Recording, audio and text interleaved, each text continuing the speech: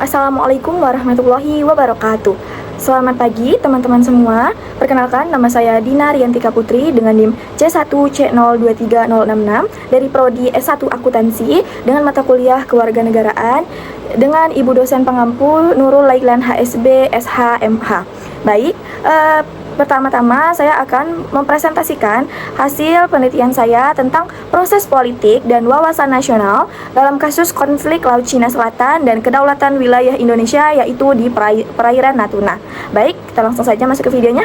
Yang pertama, kita masuk ke latar belakang kasus. Apa sih gambaran umumnya?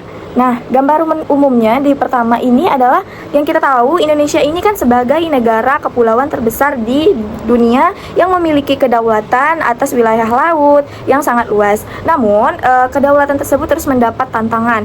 Nah, salah satunya itu dari klaim sepihak Cina atas Laut Cina Selatan atau LCS melalui 9 Days lain yang tumpang tindih dengan zona ekonomi eksekutif atau ZEE di Indonesia di perairan Natuna.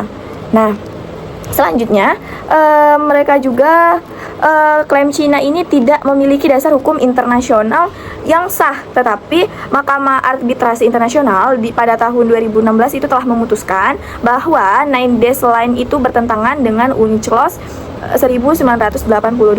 Nah, Indonesia sendiri tidak mengklaim ILCS itu, namun ZEE Indonesia secara sah itu mencakup perairan Natuna berdasarkan hukum internasional. Begitu ya, teman-teman. Dari kasus tersebut ini muncullah ada kronologi kasus. Nah, yang pertama itu ada di tahun 2019. Nah, kasusnya ini kapal nelayan berbendera Cina itu masuk ke ZEE Natuna dengan pengawalan dari kapal Coast Guard Cina. Nah, itu masuk besar-besaran sekali.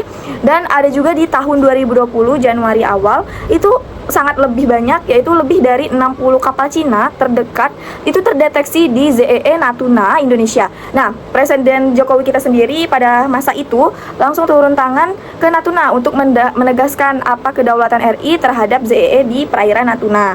Nah, yang ketiga itu pasti mendapatkan dampak nyata ya, teman-teman. Nah, dampak nyatanya itu pasti ada konflik diplomatik Republik Indonesia dan Cina, serta adanya nelayan lokal terancam dan tidak bisa melaut untuk mencari nafkah. Yang ketiga, ancaman terhadap integritas wilayah NKRI, serta adanya eksploitasi sumber daya alam laut secara ilegal. Oke, next. Sekarang kita lanjut bahas tentang apa sih dari analisis proses politiknya. Nah, di sini saya mengambil dalam model sistem politik David Aston, yaitu ada input, konversi, output, dan umpan balik. Nah, kita bahas yang pertama dulu ya. Yang pertama itu ada input. Nah, input itu adalah tuntutan dan dukungan. Nah, apa sih tuntutan dan dukungannya terhadap permasalahan ini? Yang pertama itu ada tuntutan nelayan Natuna yang tidak bisa melaut. Jadi mereka menuntut agar hak mereka itu kembali lagi untuk bisa nelayan. Nah, yang kedua itu ada tekanan LSM dan akademisi untuk menegaskan kedaulatan. Nah, yang ketiga itu ada opini publik dan media massa mendesak pemerintah bertindak nih agar kita tuh bakal maju dan tetap memiliki si perairan ZEE Natuna. Nah, yang terakhir itu harus adanya dukungan DPR RI agar pemerintah bisa bersikap tegas dan lebih bijak. Nah, oke, itu dari sisi inputnya. Selanjutnya ini ada dari sisi output. Nah, output ini itu dalam keputusan dan kebijakan. Nah, di yang pertama itu ada nota diplomatik itu protes secara resmi dikirim oleh ke Beijing. Nah, yang kedua ada penguatan patroli TNI Angkatan Laut di Natuna Utara. Selanjutnya, Presiden Jokowi tersebut berkunjung ke Natuna lagi pada tanggal 8 Januari 2020 serta pengerahan KRI dan pesawat militer ke wilayah Natuna. Nah, yang ketiga itu ada konversi. Apa sih konversi? Konversi itu kan pasti adanya lembaga politik. Nah, jadi Kementerian Luar Negeri ini cukup turun tangan pada permasalahan ini untuk merumuskan nota diplomatik tadi. Dan yang kedua, Tentara Negara Republik Indonesia pada bagian Angkatan Laut itu menyiapkan strategi patroli laut agar terjaganya ZEE Natuna tersebut. Dan DPR RI ini harus membahas rancangan undang-undang lagi. Nah, yang keempat itu ada penguatan batas ZEE. Tidak hanya TNI, tapi harus ada penguatan dari internal dan eksternal. Selanjutnya, Presiden harus memimpin rapat secara kabinet. Nah, apa sih feedbacknya, umpan balik dari kasus ini? Nah, feedbacknya itu yang pertama dari respon Cina deh. Respon Cina ini masih juga bersikeras mengklaim secara LCS secara sah. Nah, yang kedua, ASEAN ini mendukung penyelesaian kita secara damai. Yang ketiga, publik mendorong penguatan pertahanan maritim. Dan yang keempat, kita harus mengevaluasi nih kebijakan untuk langkah yang jangka panjang selanjutnya agar tidak terjadi permasalahan seperti ini. Oke? Baik, tadi dari sisi analisis politik sudah kita bahas. Selanjutnya kita bahas dari menganalisis wawasan nasional dalam wawasan Nusantara. Nah, di sini berlandaskan Undang-Undang Nomor 43 Tahun 2008 tentang wilayah negara dari UNICLOS tahun 1982, Undang-Undang Nomor 17 pada tahun 1983 itu memutuskan Aptitsus PBB 2016. Nah, apa saja sih? Yang pertama itu ada kesatuan wilayah, teman-teman. Nah, berdasarkan UNICLOS 1982, diratifikasi Undang-Undang Nomor 17 pada tahun 1985. Nah, Indonesia ini berhak atas ZEE sejauh 200 mil dari garis pangkal kepulauan. Nah, perairan Natuna Utara ini adalah bagian sah dari ZEE RI. Nah, Cina itu tidak memiliki hak atau kewajiban dan dasar hukum internasional yang sah atas kawasan ini. Hal ini dikonfirmasi oleh keputusan arbitrase PBB di tahun 2016. Nah, yang kedua ada sisi ketahanan nasional. Yang ketahanan nasional ini, wawasan nasional Nusantara mengamanatkan nih pertahanan wilayah yang bersifat total people's defense, menyeluruh dan terpadu. Nah, pengerahan TNI AL yang tadi ke Natuna itu adalah sebagai pengimplementasian konkret dan prinsip. Nah, tanpa kehadiran militer yang kuat, vakum kekuasaan di perbatasan dapat dimanfaatkan oleh pihak asing. Nah, yang ketiga itu ada diplomasi dan kedaulatan. Nah, Indonesia sendiri menempuh jalur diplomasi aktif memprotes keras secara tanpa memutuskan hubungan bilateral dengan Cina. Nah, ini mencerminkan politik luar negeri itu adalah bebas dan aktif ya. Nah, selanjutnya dari bebas dan aktif ini berarti kita menjaga kepentingan nasional sekaligus berkontribusi pada stabilitas kawasan. Nah, pendekatan ini selaras dengan amanah dalam pembukaan Undang-Undang 1945. Dan yang terakhir itu adanya kepentingan nasional. Nah, perairan Natuna ini kan mengandung cadangan gas alam bumi yang sangat berlimpah ya teman-teman, yang kita ketahui, dan kekayaan ikan yang sangat berlimpah. Nah, itu kan semuanya adalah hak kedaulatan rakyat Indonesia atau sovereign rights. Nah, setiap eksploitasi asing tanpa izin itu merupakan hal yang termasuk pelanggaran hukum internasional yang merugikan negara dan rakyat Indonesia. Perlu ditekankan ya teman-teman. Selanjutnya, dari permasalahan ini pasti kita harus mencari solusi dan rekomendasi. Nah, solusi yang pertama itu kita ada diplomatik, yaitu kita harus memperkuat nih negosiasi bilateral Republik Indonesia dan Cina untuk mekanisme ASEAN. Dalam mendorong penyelesaian via ITLOS, itu harus menjadikan putusan arbitrase pada tahun 2016 itu sebagai landasan posisi hukum Indonesia di forum internasional. Yang kedua ada pertahanan maritim, yaitu meningkatkan frekuensi patroli TNI, AL, dan bangun pangkalan militer terbaru di negara atau di kawasan kepulauan Natuna tersebut, dan memperkuat kapasitas alutsista maritim dan anggaran pertahanan laut secara signifikan. Yang ketiga ada hukum dan legislasi. Nah, kita harus memperkuat juga nih regulasi dan penekanan batas ZEE di tingkat nasional. Upayanya itu mengoptimalkan implementasi Undang-Undang Nomor 45 Tahun 2008, yaitu mengenai wilayah negara dan ratifikasi penuh seluruh instrumen pada hukum laut internasional. Nah, yang ketiga ada hukum dan legislasi. Lagi-lagi kita bahas hukum teman-teman, karena dalam batas ZEE Natuna ini pasti tentunya sudah dirancang dalam undang-undang. Nah, kita juga harus memperkuat regulasi penegakan ZEE di tingkat nasional untuk mengoptimalkan nih Undang-Undang Nomor 43 Tahun 2008 tersebut sebagai terbagus. Nah, yang keempat itu ada ekonomi sosial.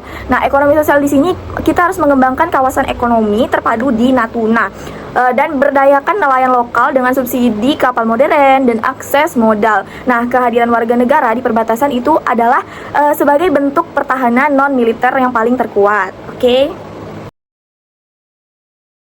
Nah, saya mengambil dari beberapa daftar referensi. Yang pertama itu dari berita BBC Indonesia tahun 2020, Kompas.com tahun 2020. Yang ketiga ada CNN Indonesia pada tahun 2020 mengenai kapal Cina di ZEE Natuna. Nah, untuk regulasinya saya memakai Undang-Undang tahun tanggal Undang-Undang Nomor 17 Tahun 1985 tentang ratifikasi UNCLOS tahun 1982. Yang kedua ada Undang-Undang Nomor 43 Tahun 2008 tentang wilayah negara, peraturan bpk.go.id. Yang ketiga ada UNICLOS 1982 dalam UN Orange Debs Belos. Selanjutnya dari buku yaitu Budiarjo M 2008 Dasar-dasar Ilmu Politik. Yang kedua ada Suprapto Wawasan Nusantara. Yang ketiga ada Easton System Analysis of Political Life New York. Nah, yang selanjutnya ada dari jurnal, saya memakai jurnal Marzuki A 2021 Kebijakan LN di Indonesia di LCS. Nah, yang kedua ada Wawasan Nusantara dan Konflik Maritim dalam Jurnal Pertahanan. Sekian pemaparan materi dari saya. Jadi saya dapat mendapatkan kesimpulan dari pemaparan materi saya tentang kasus politik yang menganalisis politik dan wawasan Nusantara, yaitu dalam konflik LCS di Natuna ini adalah tujuan nyata nih bagi proses politik dan wawasan nasional Indonesia. Nah, jadi kesimpulannya proses politik Indonesia ini telah merespon dengan tepat melalui diplomasi, pertahanan, dan kepemimpinan langsung, serta adanya wawasan Nusantara yang menegaskan Natuna ini adalah bagian tak terpisahkan dari NKRI, Negara Kesatuan Republik Indonesia, yang wajib dipertahankan. Dan yang terakhir, kita harus menjaga solusi jangka panjang dengan membutuhkan sinergi diplomatik yang tadi saya jelaskan, pertahanan, hukum, dan pemberdayaan ekonomi masyarakat Indonesia. Baik, sekian pemaparan materi dari saya tentang proses dan politik dan wawasan nasional mengenai kasus konflik Laut Cina Selatan dan kedaulatan wilayah Indonesia dalam perairan Natuna. Semoga dapat bermanfaat bagi teman-teman semua. Mohon maaf apabila masih ada kekurangan dalam penyampaian materi, baik kata maupun ucapan. Saya akhiri. Wassalamualaikum warahmatullahi wabarakatuh.